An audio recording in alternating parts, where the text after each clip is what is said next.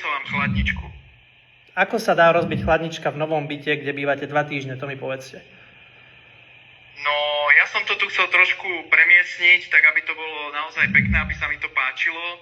Chcel som vám potom poslať fotky, ako som to tu prerobil, ale ako som tú chladničku išiel presúvať, spadla a úplne sa celá rozbila, vytiekla z nej voda.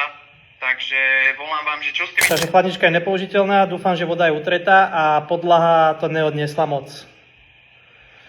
Tak treba novú chladničku treba na vaše náklady a takisto tú starú treba dať von na vaše náklady, není o čom. No, ja som pozeral nejaké chladničky na internete, No. ale bohužiaľ mám problém, ja nemám kartu a stále som ju nevybavil, takže až za nejaké 2 týždne by to mohlo byť. A ako fungujete bez karty v dnešnej dobe? Tak akože mám účet, ale kartu som stratil a keď tak v hotovosti, no.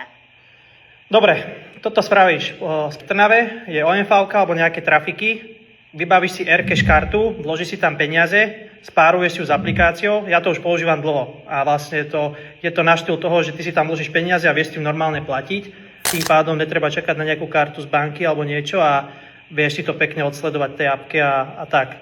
Takže vieš, kde je nejaká OMV v Trnave alebo trafika.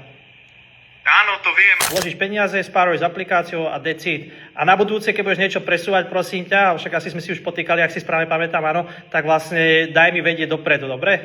Ľudia, takto vyzerá tá karta a situácia sa nestala teraz, stala sa dávno, tak som to dal do takejto spolupráce. A Aircash som ja využíval pravidelne, keď som cestoval, kde som si vlastne vložil peniaze. Išlo o to, že keď som robil nejaké nákupy na stránkach, ktoré som nepoznal, nechcel som tam dávať svoju kartu, tým pádom to mám takto tak ošetrené.